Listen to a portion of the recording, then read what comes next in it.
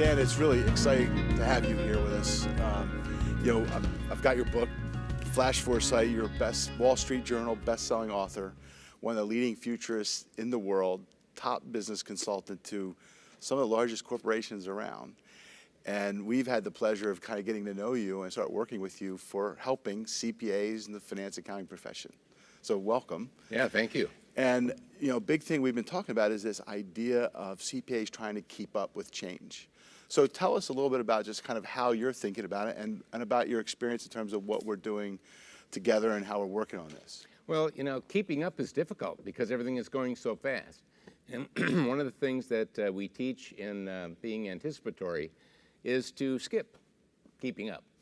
Frankly, keeping up is a fool's game. Why? Well, you can never really keep up. There's so much happening so fast. And secondly, what's the advantage of keeping up? I have yet to hear an advantage to keeping up. So what I want them to do is something that is counterintuitive. Jump ahead with low risk. You see, we are very risk averse. We don't like risk. And we look at those numbers. And what I want you to do is to realize there is a way to jump ahead with low risk. There is a way to actually see what's happening, not everything that's happening, but enough of what's happening before it happens to get huge advantage. One of the reasons I'm so excited about bringing this to this profession is that our work is past-oriented. Yeah. And there are things that we don't want to change. We don't want to change our focus on accuracy. Right. Hey, we're never going to change that. Right. On our ethics and all of those, we're not going to change our values at all. And so there are things that we are not changing. But on the other hand, your customers, your clients, whether they're internal or external, are not only changing, they're transforming. So are you changing as fast as your clients are changing? Right. Are you learning as fast as your clients are learning? Standing still means you're becoming less relevant every year in a world of transformational change. This is about how can you increase your relevance in a world of transformational change. Yep. And one other little element here that I think is so counterintuitive here is that we're all really busy, super busy. Yeah. But you can indeed busy yourself right out of business in this case. So am I too busy to do what it takes to remain relevant to my clients? Am I too busy for that? Yeah. And right now, I'd like you to really think about that, because if you're too busy to act right now, you're becoming less relevant all the time. Right. Right. And it's funny because our CPAs tend to say that they want to do this, right? So this idea that I want to stop being reactive, I want to try to be proactive, or I don't have enough time. They feel the pressure to add value, but they don't know where to start. Like where would you advise? Where should they start? You hit the word right there. Listen to what people say, and you can hear when or if they will do it. I want to quit smoking. You're not there, right? I want to do this, and it ain't happening. I'm working on it. I'm trying to quit smoking. I'm trying to do this, and it ain't happening. I'm doing it. It's happening. In the smoker analogy, when someone says, I quit smoking, that's different than I'm working at quitting smoking. Yep. Which means it isn't happening. So we've got to shift people from a could do, past the should do, to a must do. Yeah. And right now, this is different than in the past being 2 years ago, 3 years ago, 5 years ago, or 40 years ago. Because you didn't need to do this then. The world was not transforming at the rate that it is changing and transforming. So you could get away with not making any changes. Yep. There's an old saying, if you do what you've always done, you'll get what you've always had. But because of the times changing so rapidly now, if you do what you've always done, you'll get less of what you've always had. Yeah. And Tom, one more little element I want to throw out here, and that is that a lot of us, not all of us, because we have CFOs and others here, but many of us, we bill for time and material. Yep. But technology is allowing us to do so much more in so much less time that you're going to be making less every year if you keep doing the same things. You're hitting a big one right on the nail of the head. That's huge. And so already the writing's on the wall. You're not going to be a happy camper unless you make the could do to a must do, the want to do to a have to do, and realize that now is the time. And here's the most important thing. You can do it. You see, I don't want any of you to be a technologist. You don't have to know the physics of a telephone in order to use it. Right. the key here is to become aware of those tools. So even in a small practice, just like in any small business, there are things that were impossible to do 2, 3, 4 years ago that I can do now that I would have formerly had to have been a major corporation to afford. Yeah. I mean, I can launch 100 servers today while we're talking and only pay for the nanosecond of use. Yeah. And that was impossible just a few years ago. Yeah. So, not to mention, by the way, 2 or 3 years from now. So Dan, it's funny, there's two things that we've seen that really prompted us to kind of seek you out and talk about this. One is this idea that CPAs are constantly saying, I need to deal with this fast-changing world, and I don't know how to see farther, right? There's an old adage that says, the faster you go, the farther ahead you have to see. So they have to stop looking in the rearview mirror and start looking in the front mirror. So that's what we're seeing all the time, which led us down this path. And then the second piece has to do with the idea that they're so busy, and the notion of how do I save time to make time. And I think we've talked about that today, but those two pieces combined with all the research, right? The idea that small businesses want CPAs to be proactive. The Future Ready study from the AICPA that said CPAs are not future ready. Well, what's that mean? They have to be able to look at the future and identify these trends before they happen, right? So that's the stuff that I think is so powerful that you're bringing to us that our profession needs, because they want to do this. And what we have to do is move them into the must do or have to do. So. Exactly. You know, it's kind of like, in order to speed up, are you willing to slow down? And be strategic. Because we can be going really fast in the wrong direction, right, as so many companies and so many people have. Yeah. And, you know, once again, there's a reason the windshield is larger than the rearview mirror. Yeah. And so we want to make sure we've got our bright lights on. Right. So it's funny because we're starting to see there are some entrepreneurial younger CPAs, not just younger, but in many cases, that are starting to do this. They're adopting this technology and they're doing new services that no one ever dreamed of before because they can, right? Because they've got the same stuff that large companies used to have. Exactly. So what advice, what can you, so how do we help move the CPA from that want to must do? Like, what's your advice from that standpoint? Well, you mentioned the younger people in many cases. First of all, a couple things on being young. I know old people that are young and young people that are old. It's true. It's not about gray hair, it's about mindset. That's right. Okay, so Good let's point. get that point. Because I know young people that are, you know, they're almost arthritic in their minds, you know. So, but yet I know old people that are very young. Yep. All right, so it's not about that. Really, it's about the box. You know, you've heard of that get out of the box thinking. Well, we spent our entire career building the box. We constructed the box. We're the guys that built the box. Right, that's right. And so it's hard to get out of something that we created, right? That's a good point. And that's why it's good to get the perspective of somebody from the outside, including some younger people that are coming in. Now, you and I both know over the next 4 or 5 years, we've got close to 75% of the people in this profession retiring. Right. And that means a lot of young people coming in. So there, number one, has to be a lot of mentoring taking place right now. Yep. There should be. There should be a lot of knowledge transfer taking place right now because, you know, you take your knowledge and your wisdom and your expertise with you when you leave. Correct. Unless you find a way to have it stay. Yep. And by the way, in the anticipatory organization, we talk about exactly how to do that. And one other element that we do in the program is we show you how to end the war between the young and the old. Now, let me just address... That's a big one. Let me address that that's a huge one we're seeing. Well, it's in every industry, and it is not a outward spoken war, Right. But it's huge kinda quiet. because it's quiet. Well, here's what I mean by that. If you're young, you're looking at the older people in the organization, even a small organization, and you're thinking to yourself, hey, they don't get it. You know, they're like a fossil. And, you know, you're right. And if you're older, you're looking at the young people saying, oh, the world's going downhill, man. They don't get it.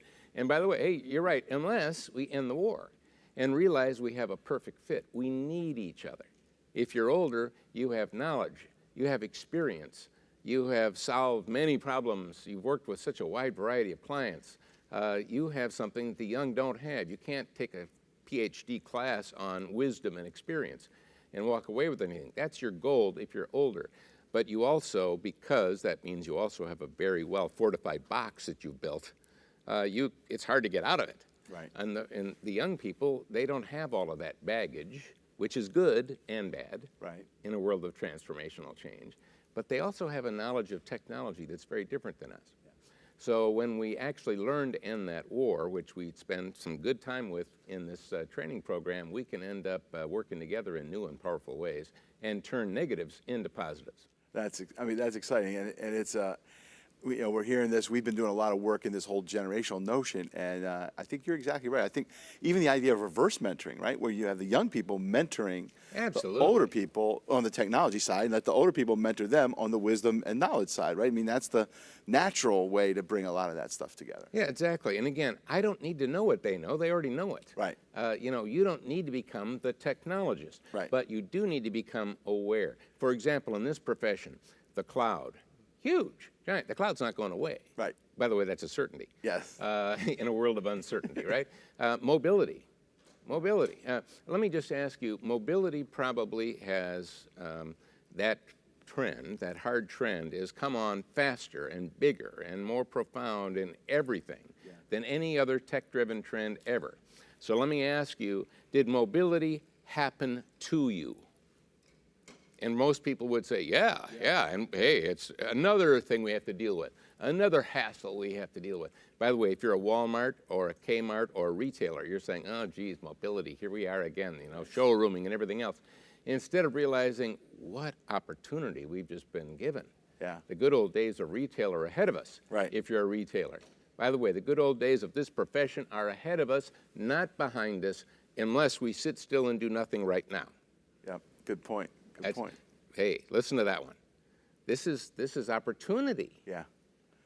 We have to flip that thinking, though. You're right, because the immediate reaction we see when we do any of this work with our CPAs is the idea that trends are almost always looked at as negative. And we have to start being able to, like you said, your techniques to start identifying those and flip that to say, where's the opportunity in that? Or how do I skip that? Or some of those other techniques that you talk about. Sure. I mean, look at the recent surveys you've done of the profession, where 76% have small business owners and medium-sized business owners leaving because you're you're reactive, not proactive. Right. And you have other things that have said similar. Yep. And then there was another one that I think it was 56% of CFOs and others in the field felt they weren't future ready. Right. Well, that's not good, but we can be. You see, here's the thing: you can be future ready. Yeah. More than future ready, you can be future competent, because again, this is a competency. Let me address that competency just a minute. We're good at reacting. We're good at responding. We're good at crisis management. We spend a lot of time, and by the way, that's why we're so busy. All right? We've decided to get agile. Agility is really important. Hewlett-Packard recently, last year, broke in half. And the reason they decided to divide into two, the CEO said, quote, unquote, so we could be more agile. By the way, that won't help. And the reason it won't help is because agility is related to reacting and responding. You're just more agile at it. See, it's dealing with change coming from the outside in, which is still crisis management, putting out fires. This is also about creating change from the inside out, both you personally as well as your profession. Yep. Shaping the future of your business, shaping the future of this profession actively, rather than having the forces of change shape it for us. you. By the way, and you're not going to like that future. Yep. But you can like one that you have some input in, that you can shape and you can mold. Yeah. So you can't shape the past, but you can shape the future based on the actions you take today. Makes sense. And it's funny because in our profession, with our national organization, and we've played a major role in this, we've actually done visioning work for CPAs to say, what do you want the future to be? So the interesting thing is we have a place to start where they say, I want to be adding value, like the whole idea of adding insight with integrity. Those kind of core pieces of who CPAs are, making sense of a changing and complex world. So this program we're working on with you helps them now apply good discipline to, like you said, future competency, the missing competency of anticipation and being future ready. All those things is learnable, is what you're saying. Yeah, see, the key is we kind of know what to do. What I'm doing is saying, so here's how to do it. Yep. So we're giving the how-to. Yeah. Instead of I want to be more creative. I want to be more innovative. Yeah, well, if you don't know how, what good is it? I want to do visioning, but how do I know if my vision is good? How do I know I can even make this happen? Yeah. So this is here's how to do it. And by the way, it's got a 32-year track record of working. Yeah. So one of the things, Tom, that I'm so excited about with the anticipatory organization finance and accounting edition that we put together, obviously it's customized with your help Yep. for this profession. It's not generic, Yeah. which I think is a really great, because we wanted, through your co-creation group, made sure that it was focused Yep. for this profession, Yeah. not for doctors or dentists. And they can use it too, but they need something focused for them. Right. Which, by the way, we'll do as well, because why not customize what you're doing instead of just generalize? Correct. That's, by the way, that's part of the future. Right. That's true. So why not do it? So getting back to the competencies, reacting, responding, putting out fires, agility, and by the way, manufacturers are lean. They know how to do what's called Six Sigma, Yep. almost zero defects. And a lot of people think it's all about execution. A number of years ago, all the books on execution were doing great, because if you're executing well, you got it made. And by the way, BlackBerry was executing well. As a matter of fact, Sony, Dell, Microsoft, all of these companies that have been having trouble, HP, they are good at all those competencies. What they were missing is the ability to anticipate. And so what are we trying to help them anticipate? Disruptions before they disrupt. They're there to see. You just didn't have a how do we see them. All right, here's how you see them, with a track record that's been right. Yep. Predicting accurately problems before you have them. Well, if we aren't solving future problems so we don't have them in the first place, in a world of transformational change, you and your customers are going to be in trouble. Yeah.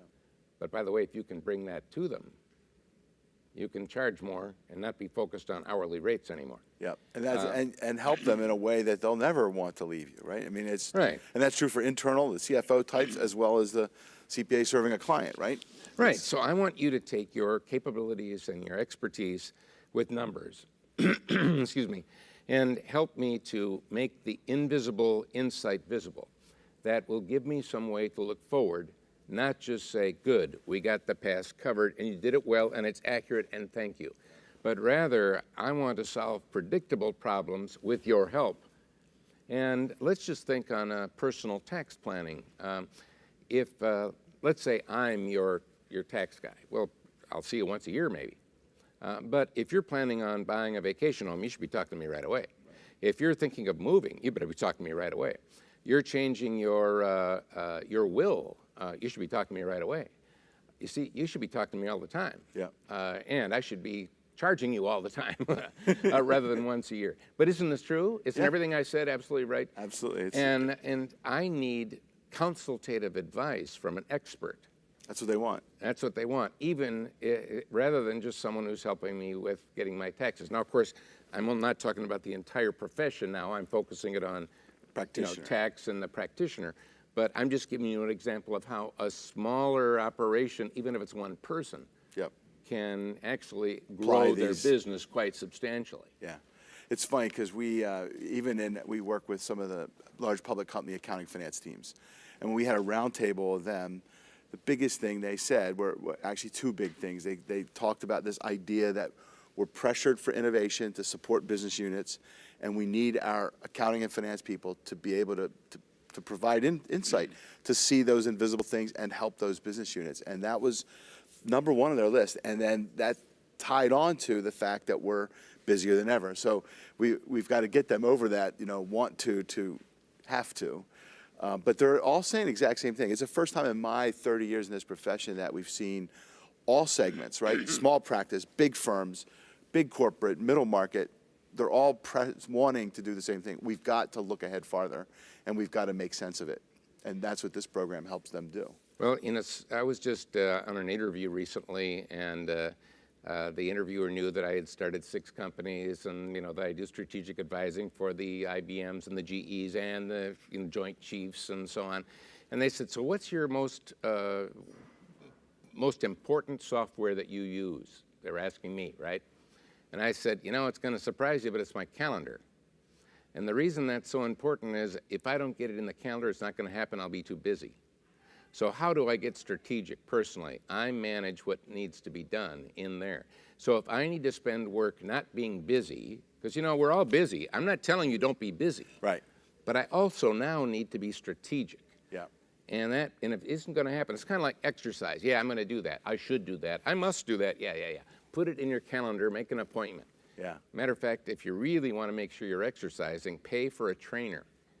You know what? When you start paying for one, you're going to be there and you're going to show up, right? And so what I need to do and what you need to do, what we all need to do is manage our calendar so that we aren't just busy all the time, Right. so that we're building in time. And by the way, we can't look at the future once and say, oh, I got it. Right. No, it's constantly Constant. evolving. So Right. this means, hey, I have to do this for me and for my business. Yep. I'm not immune to this. I have to do it too. Yeah. If I don't put it in there, I end up in trouble. I end up with problems that I could have avoided if I wouldn't have spent some time looking ahead. Yeah. Well, here we are. Let's do it. So make an appointment with yourself, schedule that time to start learning these skills and applying them, and then get moving, right? That's kind of a Exactly. big piece of advice. Again, that's part of the anticipatory organization, is showing you exactly how to do it and what to do during that time, so you're maximizing your time. Spending, instead of a lot of time spinning your wheels, how to spend a small amount of time doing things that are highly productive and very focused. Yep. Because, see, we're good at that already.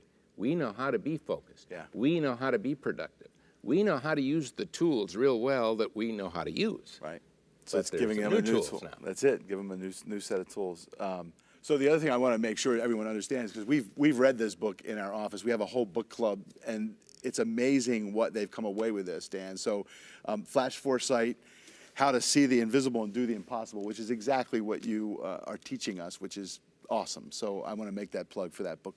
Yeah, thank you. You know, it's a required read by the IBMs and the Deloittes, and there's a reason they're actually getting results from this. As you know, since you've read it, it's got examples bringing it to life and, you know, helping people say, oh, this is how you do it. Yeah. So that's great. And that's a great segue to our customer co-creation group. So when we first connected with you, that's what we said. We said, Dan, we want to bring this to CPAs, to our members in Maryland even, and we want to, but it's got to be customized, right? It's got to be relevant to the finance, accounting, big companies, little companies, small practice.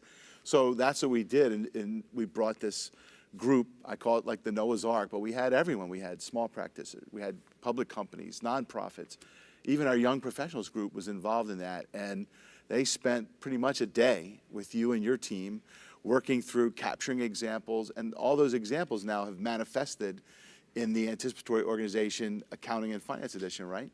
Tell us a little bit about that. As a matter of fact, you know, we took a day where I was there with them. Yes. And then we spent another number of weeks where they were off working on it on their own, Right. remember? So it wasn't just a day, it was No, more then than we- that. right, and And we had then they feedback gave loops. us the material, and then we spent time integrating that into the system. Yep. So that, again, we could make sure that it was focused and relevant. See, when we were building this, we wanted to make sure it took the smallest amount of time with the maximum amount of impact. Right. And that's why we have short, single concept videos. We're talking 3 to 4 minutes, where there's a single concept, and then, as an educator, we know that the sooner you apply the concept to your work, the more embedded it is in you, the more that learning now is part of your world. If you learn something and don't use it, it's gone. Right. So we right away have these, what we call rapid application activities that get you to apply it to your work right away. And that's what brings it to life. Well, that's activities is where the learning take place. And that's what our customer co-creation group helped to create, right? So that Absolutely. these are relevant examples out of the accounting finance profession. You know, it's what we're really excited about is we thought we were originally going to have you here as just a speaker, right? And it's like a one and done. But this way, I like to say we're going to give Dan in a box. I mean, we've got all your wisdom, knowledge, that 30 years of experience working with IBMs and Procter & Gamble's and Deloitte and all those, and making that accessible so that every one of our members, CPAs, accounting, finance professionals, can get access to this. And it's with them all the time, so they can. One thing about when you talk, I always say you want to stop and like pause and rewind. But you're going barreling through stuff, and you're like, wait a minute, I need that concept again. Now they can do that, right? So this is giving them a practical set of tools to literally learn these concepts, repeat them, learn them as many times as they want, to be able to apply them to their real world and become anticipatory, right? And help them. Well, it's got me very excited in our relationship and working on this, because it's taking it to the profession. And for me, I can go in and work with executive teams of mid or large companies, and and that's cost prohibitive for a smaller group or whatever. And I can't get to everyone, and I can't get to individuals that way, other than reading a book. And a book is great, and by the way, most people that have read that book have read it more than once because there's a lot to mine in there. But again, how do you bring a book to life? How do you bring the concepts to life? How can I get to you when you're maybe a one-guy shop or you're a division that is got under budget constraints? And the answer is, well, I had to wait until technology got to where I could do that. Yeah. And technology is now there. I can get this out. And that's what we're really excited about. So we really appreciate this ability to work with you and to bring you and your wisdom to every one of our members, every one of the accounting finance profession. Well, on behalf of the profession, I thank you. And your team has been fantastic they've been all out helping us to make it the best it could be for all of you. I think, this is all. Is there any final tips, anything else that you would say to CPAs, accounting finance professionals? Yeah, there is indeed a tipping point right now. It's a unique time in all of human history. See, that's something we've got to understand. This is not normal. Yeah. This is a unique time. The world's fastest supercomputer 2 years ago was disassembled just a few months ago because it was already obsolete. I just was working with IBM recently. They've got their supercomputer Watson, which, by the way, is bad at math. What's it good at? Language. Very different. And so it learns over time. So let me just ask you a question. How long did it take Watson to read, understand, to be able to process and create from 1 million cookbooks? So, and by the way, I had a meal about a month ago in Toronto that no human would have ever made, that Watson created, putting combinations of things together no human would have ever put together, and it was delicious. Now, to read, understand, process, and make meals from 1 million cookbooks, how long did that take? Just take a quick guess. I'd say a month, 2 months. All right, here's the actual answer. Now get this. 1 second. Whoa. 1 second. That's wild. By the way, that's today. Next year, what is it? Half a second. Yeah. That's the world we live in. That's crazy. That's the world we live in. That's mind-boggling. Real-time accounting. Yeah. Real-time auditing, getting more real-time, more powerful. You sit still, it's kind of like coasting uphill. At some point, gravity takes over. Right. So what's my final word here? This is indeed not crisis. This is indeed opportunity for us to create the future of this profession now, not based on ifs and maybes and but based on what we know is happening. Future facts, separating what I call those hard trends that will happen from the soft trends that might happen, so that we can have the certainty and the confidence to make bold moves. Yep. That's awesome. Dan, we're looking forward to this, and I'm sure we'll be having you back on more of these, but thank you very much for being here. My pleasure. Thank you.